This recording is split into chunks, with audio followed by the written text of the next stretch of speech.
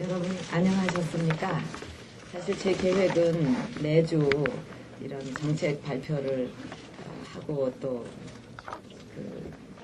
간담회도 가지려고 했었는데 여러 가지 사정으로 몇 주 좀 뜸해진 것 같습니다. 오늘은 감세와 관련해서 저의 구상과 정책을 말씀드리겠습니다. 제가 앞으로 5+2% 합해서 7%의 경제 성장을 매년 할 수 있다, 또 해야 된다 이렇게 말씀을 드려왔는데 그렇게 하기 위해서는 줄푸세 운동을 벌려야 된다고 말씀을 드렸습니다. 지난번에 그 규제 개혁에 관해서 제가 말씀을 한번 드렸고 그거는 이제 줄푸세 중에 푸에 해당하는 거고 풀자. 오늘은 줄이자 하는 그 줄에 관해서 구상을 말씀드리겠습니다. 지금 국민들이 살기가 힘든 큰 이유 중에 하나가 세금 부담이 너무 급격하게 커져가고 있다는 점입니다. 그래서 1인당 조세 부담액이 작년 기준으로 363만 원 정도에 이르렀습니다. 이것은 2000년 한 8%씩 증가하고 있는 셈입니다. 거기다가 중조세에 해당하는 이런 무슨 각종 부담금 이런 것까지 하면은 실질적으로 국민이 느끼는 그 부담은 1인당 473만 원 정도 이렇게 넘어서 선진국 못지않는 수준에 이르고 있습니다. 선진국들은 지금 복지 체계가 우리하고 완전히 다르기 때문에 숫자로 선진국하고 비슷하다 하다면 우리는 훨씬 그거보다도 복지 체계가 제대로 갖추어지지 않은 나라에서는 국민들이 더 많은 부담을 하고 있다는 이야기가 됩니다. 특히 근로자들의 세금 부담이 너무나 빠르게 증가하고 있습니다. 3년간 근로자들 소득은 한 16% 늘었다면 대출 이자 부담은 24.4%, 소득세 부담은 38.5%나 커졌습니다. 그러니까 아무리 열심히 땀 흘려서 일을 해도 세금과 이자 부담이 소득 이상으로 훨씬 크게 늘어나고 있다는 얘기입니다. 지금 날로 이 커져가는 가계 부채만 해도 감당하기 힘든데 세금 부담까지 이렇게 커지면 어떻게 살 수가 있겠습니까? 또 일자리 창출도 감세 정책으로 가능합니다. 제가 지난번에 일자리 2배 만들기 대책을 발표했을 때 감세를 말씀드렸습니다만 감세를 하게 됨으로써 기업이 그 여유를 가지고 투자를 더 함으로써 새로운 일자리를 만들어낼 수가 있고 감세를 하면 고세금 저성장의 악순환을 끊고 저세금 고성장의 선순환으로 갈 수가 있다고 생각을 합니다. 또 높은 세금은 기업의 투자와 성장을 방해를 해서 오히려 세금이 덜 거치게 됩니다. 그러면 국민은 그 부족한 세수분을 메꾸기 위해서 국민 주머니를 더 짜게 되고 또 국민들은 그만큼 세금 많이 내니까 쓸 돈이 없어져 가지고 소비가 위축이 되고 그래서 우리 경제가 더 나빠지게 됩니다. 그렇지만 만약에 세금을 낮추면 경제 성장을 돕게 되고 또 경제가 성장하니까 세수가 늘어나서 재정이 튼튼해지고 추가적인 감세가 또 가능해질 것입니다. 이것은 단순히 제가 주장하는 것이 아니라 선진국에서 이미 그 효과가 입증이 되고 있습니다. 미국에서는 60년대에 케네디 행정부가 그것을 실시했고 70년대는 닉슨과 포드 행정부가 또 80년대는 레이건 행정부가 감세를 통해서 경제를 살렸습니다. 지금 대부분의 나라들이 특히 우리와 경쟁국 관계에 있는 나라들이 앞다투어서 감세를 통해서 경제를 살리려고 노력을 하고 있습니다. 저는 5+2% 사람 경제론의 핵심 과제로 감세 정책을 추진하겠습니다. 감세 정책으로 근로자와 서민들이 내는 세금 부담을 대폭 줄이고 일자리를 더 많이 만들겠습니다. 제가 말씀드리는 감세 정책은 크게 두 가지로 나눌 수가 있습니다. 첫째는 근로자와 서민의 세금 부담을 줄이는 감세고 둘째는 경제를 살리고 일자리를 만드는 감세입니다. 먼저 근로자와 서민을 위한 감세에 대해서 말씀을 드리면 지금 국민들이 안고 있는 물가, 주택, 교육에 관한 그 세 가지 고충을 감세로 풀어드리고자 합니다. 늘어나는 소득 이상으로 소득세가 지나치게 늘지 않도록 물가 연동 소득세를 도입하겠습니다. 최근 몇 년 동안 근로자들은 소득 증가보다 세금 증가가 더 증가가 2배가 넘을 정도로 세금 때문에 많은 고통을 받고 있습니다. 이는 소득세의 과표 구간이 물가 상승에 맞추어서 변화하지를 않기 때문입니다. 그러니까 물가가 올라간 만큼 과표 구간도 그에 따라서 올라가야 소득세를 더 내지 않아도 되는데, 이 과표 구간은 그대로 두기 때문에 억울하게 소득세를 더 부담하게 되는 것입니다. 이것은 소득이 적은 근로자일수록 더 심각한 문제가 됩니다.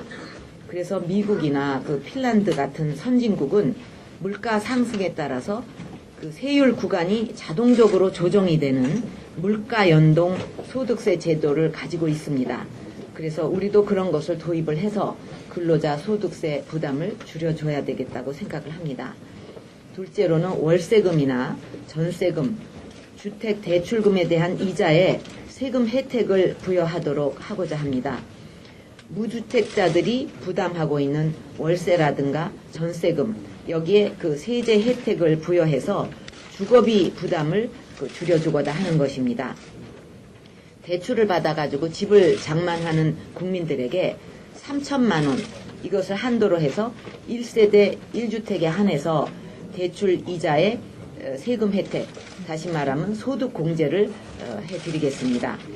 또 세 번째로는 학자금 대출 이자나 사교육비, 그리고 육아 비용에 대해서 이것도 소득 공제를 확대하고자 합니다. 학자금 대출로 인해서 발생하는 이자 부담, 또 원금 상환에 대한 부담이 커서 부모님들과 학생들이 고통을 받고 있습니다. 부모가 대출을 받아서 학자금을 마련할 경우에 이 대출 이자에 대해서 소득 공제를 해드리고, 또 원금을 상환할 때에도 소득 공제 혜택을 부여하겠습니다.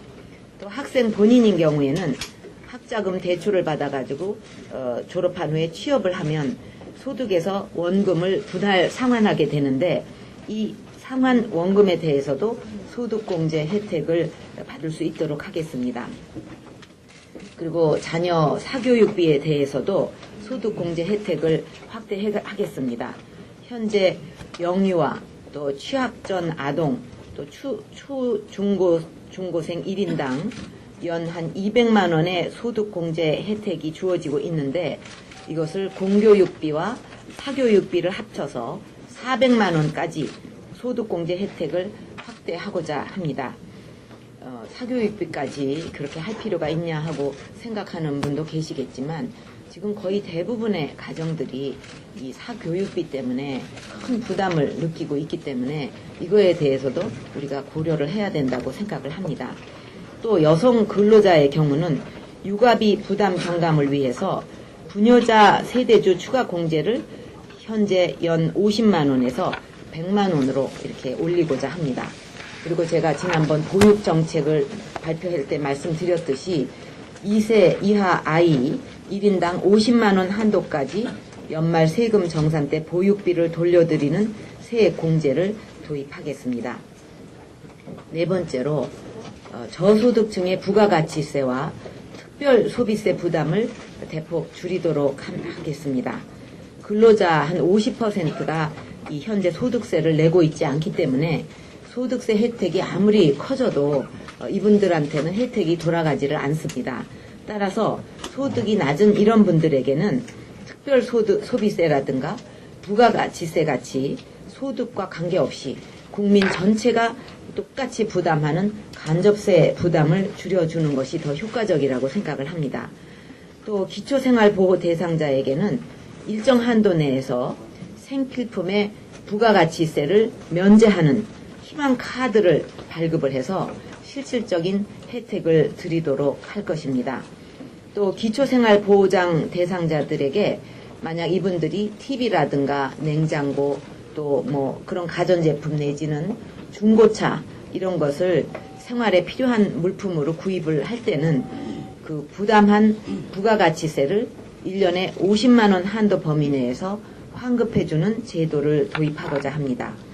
또 젊은 부모들이 그 교육비를 보육비를 많이 부담을 하고 있는데 여기에 기저귀라든가 또 젖병 또 분유 이런 그 육아용품에 대한 부가가치세를 면제하도록 하겠습니다. 5번째로는 제가 당 대표 시절부터 지금까지 일관되게 주장해왔던 LPG 특소세 면제 이것을 반드시 실현을 하고 유류 관련 세금을 10% 인하하고자 합니다. 지금 택시 업계가 정말 심각한 어려움에 처해 있습니다.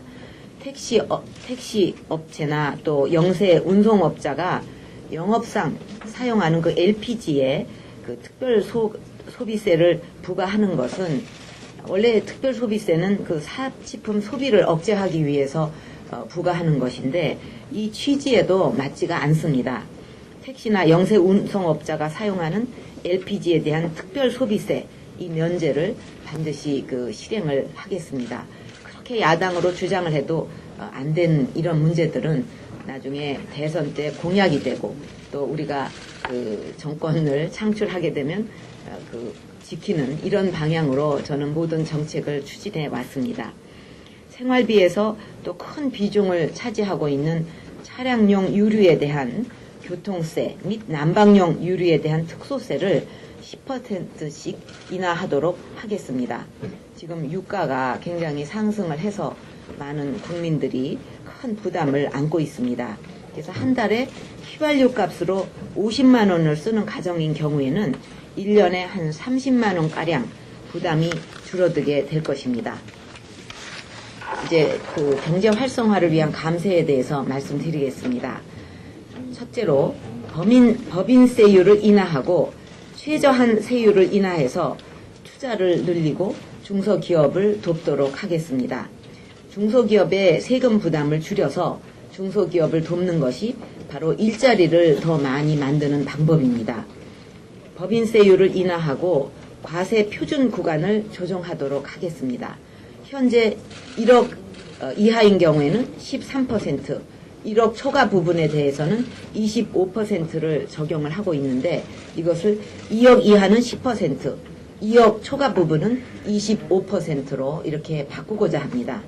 더불어서 최저한의 세금을 납부하도록 의무화한 최저한 세율을 인하해서 법인세율 인하 효과를 실질적으로 뒷받침하겠습니다. 중소기업의 최저한 세율이 현재 10%인데 이것을 7%로 대폭 낮추겠습니다. 현재 최저한 세율의 대상인 중소기업의 전체의 이 적용되는 게 한 30% 정도 되는데 이들 중소기업의 경우에는 세금 부담이 당장 한 30%나 줄게 돼서 큰 도움이 될 거라고 생각을 합니다. 둘째로 세금 이외에 우리 국민들이 부담하고 있는 그 준조세 이게 굉장히 많은데 이것도 대폭 줄이는 획기적인 조치를 취하고자 합니다. 준조세는 각종 부담금과 또 사회보험료, 기부금 이렇게 대가 없이 지출하는 금액을 말합니다. 지난해에 우리나라 국민들과 기업들이 부담한 준조세가 총 한 61조 원이나 됩니다. 1999년에 그것이 28조였는데 비하면 무려 33조 원이나 증가를 한 셈이 됩니다. 외환 위기 이후에 준조세가 연평균 14%씩 증가해서 국민 1인당 준조세 부담이 약 128만 원 정도에 달하고 있습니다. 조세 수입이 약 150조라고 할 때 준조세가 그 절반가량을 차지하고 있다는 이야기가 됩니다. 그렇기 때문에 아무리 세금을 줄여도 이 준조세를 그대로 내버려 두면 국민 부담을 줄일 수도 없고 기업의 투자를 촉진할 수도 없습니다. 그래서 우선 각종 준조세의 현황을 파악을 하고 이것을 근본적으로 정비를 해서 국민들의 실질 부담을 줄이고자 하는 것입니다. 이것을 위해서는 대통령 직속 준조세 정비 특별위원회를 두고서 연간 준조세를 한 10%씩 줄이고자 합니다. 셋째로 일자리를 늘리기 위한 다양한 감세 조치를 취하겠습니다. 정규직을 새로 채용을 하면 세금을 줄여주어서 그 기업들이 좋은 일자리를 많이 만들 수 있도록 하고자 합니다. 지난 2년 동안 시행을 한 후에 올해부터 폐기하기로 한 고용증대 특별세액 공제 제도를 보다 좋은 조건으로 수정을 해서 재도입하는 형태가 될 것입니다. 또 가업형 중소기업에 대해서는 상속세 과세를 유예하거나 부담을 줄이는 방안을 검토하겠습니다. 현재 최고 50%의 상속세율을 적용하기 때문에 중소기업이 승계되지 못하고 오히려 일자리가 없어지는 경우가 발생하고 있습니다. 기업 투자 활성화와 일자리 창출을 위해서 2007년도에 7%로 인하된 임시투자세액 공제율을 10%로 다시 높여서 기업의 투자를 늘리고 일자리를 창출하도록 유도하겠습니다. 또 연구 및 인력개발비 이 세액공제를 확대해서 이공계 일자리가 늘어나도록 유도를 하고자 합니다. 감세 정책은 정부 혁신과 재정 개혁으로 감세 재원은 마련될 수가 있습니다. 지금까지 이 말씀드린 이 감세안을 실행하려고 하면 당장은 세수입이 줄어들 것입니다. 현재 이 추산을 해보면 한 6조 원 정도의 세수 감소가 예상이 됩니다. 그러나 이런 감세로 인한 경기 활성화를 통해서 다시 세수입이 늘어나는 부분, 그리고 제가 추진하는 작은 정부로부터 절약되는 부분으로 메우고도 남습니다. 경제성장이 1% 높아지면 대략 한 2조 원의 세수가 증가하는 것으로 알려지고 있습니다. 그래서 제가 주장하는 5 플러스 2%의 사람 경제론으로 2%의 추가 성장이 이루어지게 되면 4조의 세수가 더 들어올 것으로 예상이 됩니다. 거기다가 방만한 정부, 그리고 낭비가 많은 그 나라 살림을 바로잡는 정부 혁신과 재정 개혁을 통해서 이것을 통해서도 충분히 재정 마련이 가능할 것입니다. 지난해 한나라당에서 공공부문 개혁 특위를 만들어서 거기에서 나온 보고서에 따르면 지난 3년 동안 국민 혈세 낭비 규모가 자그마치 한 52조 원이나 된다고 합니다. 지난 3년간 정부 조직이 늘면서 추가로 늘어난 인건비만 해도 8조 7천억 원이고 그 기금을 정비하지 못해서 생긴 낭비가 4조 원이고 또 감사원이 지적한 부실사업, 중복사업 규모가 39조 원이나 됩니다.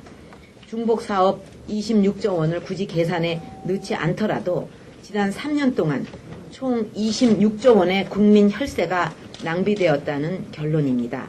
따라서 나라 살림을 알뜰하게 제대로만 운영을 한다면 한 해에 한 9조 원 정도의 예산 여유가 늘어날 거라고 생각을 합니다. 기금을 정비하고 부실, 중복 사업도 정리하도록 하겠습니다. 그래서 감세로 줄어드는 세수를 메우고도 남도록 이렇게 하겠습니다. 네, 감사합니다.